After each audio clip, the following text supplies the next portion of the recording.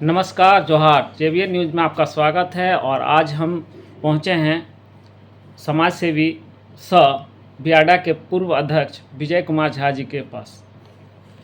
पहलगाम पर हुए हमले को लेकर आज विशेष कुछ चर्चा करेंगे। तो सबसे पहले हमारे चैनल में आपका स्वागत है। धन्यवाद संतोष जी। कश्मीर के पहलगाम में अचानक आतंकी हमले में कई हिंदुओं की जान गई। इस पर पूरा देश आक्रोशित है। इस पर आप क्या कहेंगे? निश्चित रूप से पहलगाम की घटना पूरे देश को चिंतित करने वाली है। इस घटना ने पूरे देश को मर्माहत किया है। कितनी मौत हुई ये महत्वपूर्ण नहीं है, महत्वपूर्ण है जिस प्रकार इस घटना को अंजाम दिया गया। यह चिंता का विषय है पूरे देश के लिए, क्योंकि हम सब आए दिन कहीं न कहीं अपने ज़रूरी काम से, निजी काम से, घूमने के दृष्टिकोण से, परिवार के साथ हम सब कहीं न कहीं जाते हैं। अगर इस तरह देश के किसी भी हिस्से में यदि आतंकवादी घटनाएं होगी तब कोई सुरक्षित नहीं है। इसलिए पहलगाम की चिंता बहुत ज़्यादा है और सरकार को इसको बहुत ही गंभीरता से लेना चाहिए। सब काम छोड़ के प्राथमिकता के आधार पर इस घटना का बदला भी लेना चाहिए, जिससे पूरी दुनिया में भारत का मान सम्मान बढ़े। यह मैसेज नहीं जाए कि हम घबरा कर चुप हो गए, बैठ गए कि और कहीं बड़ी घटना ना हो जाए, हम डर गए। ये मैसेज नहीं जाए, क्योंकि आज 5 करोड़ भारतीय दूसरे मुल्कों में रहते हैं। उनकी सुरक्षा का भी सवाल है। वो सुरक्षित रहें, जहाँ भी रहें, जिस मुल्क में रहें, वो सुरक्षित रहें। इसलिए भी भारत सरकार को कठोर कदम उठाने की आवश्यकता है। आखिर हिंदुओं को ही निशाना क्यों बनाया गया? सबको पता है यह जो आतंकवाद है यह पाकिस्तान प्रायोजित है और पाकिस्तान अपने जन्म काल से ही यह चाहता है कि हिंदुस्तान को अस्थिर रखें, हिंदुस्तान अस्थिर रहे, वो परेशान रहे और इसी में वह खुश होता है। अपनी स्थिति वो नहीं देख रहा है, वो बदहाल है, आर्थिक रूप से बदहाल है, कंगाली के दौर पर है। आज चाइना के पास जाता है, हाथ फैलाता है, कल किसी दूसरे मुल्कों के पास जाता है, यूएई के पास जाता है, हाथ फैलाता है। लेकिन अगर यही स्थिति रही, इसी प्रकार आतंकवाद को संरक्षण पाकिस्तान से मिलता रहा तो वह दिन दूर नहीं, पाकिस्तान कटोरा लिए हुए नजर आएगा। उसके हाथ में कटोरा दिखेगा। उसका एकमात्र कारण आतंकवाद को संरक्षण, आतंकवाद को प्रशिक्षण और भारत को अस्थिर करने की उसकी मंशा, यह मंशा जो है उनकी। इसीलिए पाकिस्तान भी आज पूरी दुनिया में सबसे टेररिस्ट कंट्री के रूप में पहचान बना लिया है वो, और बहुत जल्द पूरी दुनिया की नज़रें उस पर टेढ़ी होने वाली हैं। पांचों समझौता को प्रभावहीन करने पर क्या पाकिस्तान का कुछ बदलाव आएगा? निश्चित रूप से 19 सितंबर 1960 को भारत और पाकिस्तान के बीच में सिंधु जल समझौता हुआ था। आज सिंधु जल समझौता का परिणाम है कि उसके खेतों तक पानी पहुंचता है और उसके होठों तक पीने के लिए पानी पहुंचता है।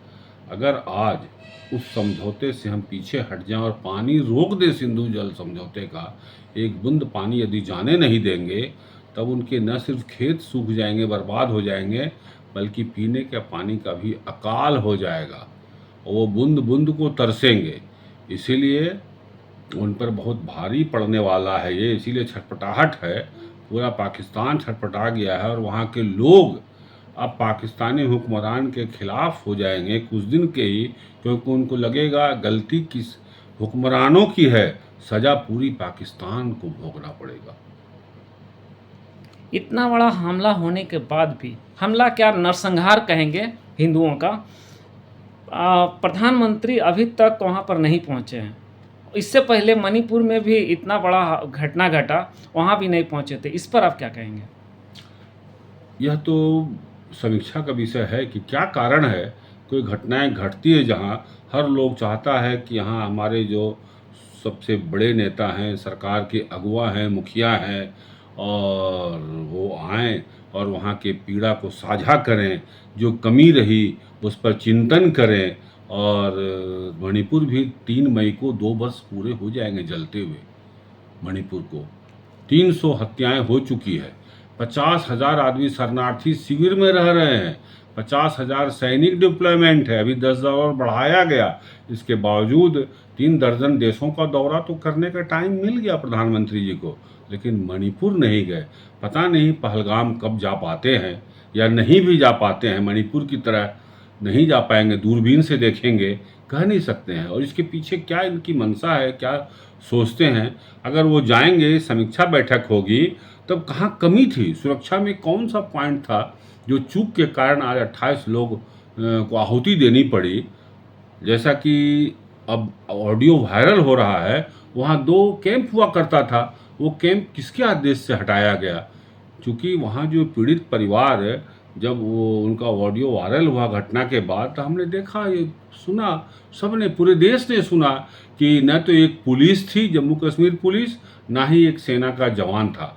2000 जहाँ टूरिस्ट हों, और जो कश्मीर को हमेशा जो डिस्टर्ब जोन कहा जाता है, उसके बावजूद सेना में बढ़ोतरी के बजाय सेना में घटा देना सेना की संख्या, ये तो बहुत से सवाल खड़ा करता है। लेकिन अभी वो वक्त नहीं है कि सब सवाल खड़ा किया जाए, लेकिन आने वाले समय में तो फिर केंद्र को जवाब देना पड़ेगा कि क्यों हटा लिया गया था। पहलगाम और पुलवामा की दूरी ही क्या है? पुलवामा में घटना घटी थी, पड़ोस में है पहलगाम, और पहलगाम में एक भी सैनिक कैंप का न होना, एक भी पुलिस का न होना, बहुत से सवाल को जन्म देता है। लेकिन वक्त आने पर ये सब सवाल भी खड़े होंगे और सरकार को जवाब देना पड़ेगा। कब तक सरकार भागती रहेगी? हमारा अंतिम सवाल है, पहलगाम में हमले की राष्ट्रीय पार्टी के 11 सदस्यों पर इशारा कर रही है, इस पर आप क्या कहेंगे? ये सब तो जांच का विषय है, आने वाले समय में सारी चीज़ें जांच में आएगी, और अगर कुछ है ऐसा तो निश्चित रूप से वो बातें जनता के बीच आनी चाहिए।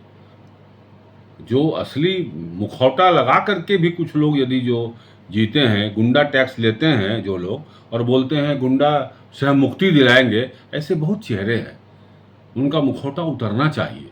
इसीलिए ऐसे जो हैं जिनके तार अगर आतंक से जुड़े हुए हैं, तो वो खुलासा होना चाहिए, देश को जानना चाहिए वो कौन है गद्दार, जो पाकिस्तान के साथ जिनके आंतरिक कुछ संबंध हैं, चाहे जो संबंध हो, व्यापारिक संबंध हो या और कोई हित हो उसके साथ, यह तो देश के सामने खुलासा होना चाहिए। और आज नहीं कल मुझे पूरा भरोसा है यह खुलासा होकर ही रहेगा।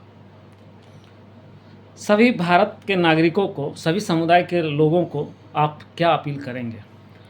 मैं एक अपील करना चाहता हूँ कि इस पूरे प्रकरण को हिंदू मुस्लिम के परिप्रेक्ष्य में नहीं देखा जाए। वहाँ आबादी कश्मीर में सबको पता है मुस्लिम आबादी है, फिर भी जब घटना के बाद जब बंद हो गया, कश्मीर बंद किया इस घटना के विरोध में, चाय दुकान, पान दुकान और रेस्टोरेंट, होटल, सब जगह जब बंद हो गया, होटल भी बंद हो गया, तब जितने टूरिस्ट थे उनकी रक्षा वहीं के लोगों ने किया, अपने घरों में रखा, उनका खाने पीने का इंतज़ाम किया, मस्जिद के दरवाजे खोल दिए गए, बहुत से लोग मस्जिद में रहे। हमको इस बात को नहीं भूलना चाहिए कि रक्षा उन्हीं ने की। अगर रक्षा पर नहीं उतर जाते, अगर वो आतंकियों से हाथ मिला रहे रहते, एक भी टूरिस्ट सुरक्षित आ पाता क्या? क्योंकि सारे मार्ग बंद हो गए थे, सारा यातायात का साधन बंद हो गया था, चाह के भी कोई वहाँ से निकल नहीं सकता था। तो उन लोगों ने रक्षा किया है। इसलिए पाकिस्तान की मंसूबा है कि हिंदुस्तान के गली गली में हिंदू मुस्लिम दंगे हो जाए, वह तो चाहता है। तो ऐसा गलती से हम उसके मंसूबे को ही पूरा तो नहीं कर रहे हैं। यह भी हमको अलर्ट रहना है, हमको देखना है कि हमारी रक्षा ठीक है। 3 आतंकवादी, तीनों मुस्लिम रहे होंगे, धर्म पूछ कर मारा, लेकिन वो पाकिस्तान के पिट्ठू थे, हमें याद रखना चाहिए। वो पाकिस्तान के पिट्ठू थे, वो पाकिस्तान के मंसूबे को पूरा करने आए थे, और हमको उस मंसूबे को ध्वस्त करना है। और यह तभी ध्वस्त होगा जब हिंदू मुस्लिम, यहाँ जो गंगा जमुनी तहजीब है आज तक की, और हिंदू मुस्लिम एकता है, वह हम यहाँ चट्टानी एकता में दिखाएं। मुझे बहुत खुशी हुई, कल मैंने देखा हैदराबाद हो, दिल्ली हो, बॉम्बे हो, महाराष्ट्र हो, सब जगह मुस्लिम समुदाय के लोग सड़कों पर आए और विरोध प्रदर्शन किया, पाकिस्तान मुर्दाबाद के नारे लगाए। पाकिस्तान मुर्दाबाद का जम के नारा लगाया, हिंदुस्तान जिंदाबाद का नारा लगाया। आज इसी को समझने की ज़रूरत है। यह परीक्षा की घड़ी है यहाँ सभी के लिए, अगर हमारे लिए तो मुस्लिम समुदाय के लिए भी, कि हम ऐसा कोई काम नहीं करें जिससे पाकिस्तान के चेहरे पर हंसी आए और वो खुश हो जाए। ऐसी स्थिति में पाकिस्तान को क्या आगाह करेंगे आप? पाकिस्तान पर इसका पूरा दारोमदार है। पाकिस्तान शुरू से आतंक प्रायोजित देश रहा है और भारत को इस अपमान का पूरा बदला लेना चाहिए। जिस सीमा तक जाना हो, हमारी सेना आज इतनी सक्षम है, हम इतने आर्म एम्यूनिशन से इतने आज रिच हैं कि हम कुछ भी कर सकते हैं। पाकिस्तान को हम चाहें तो 24 घंटे में नक्शे से भी मिटा सकते हैं।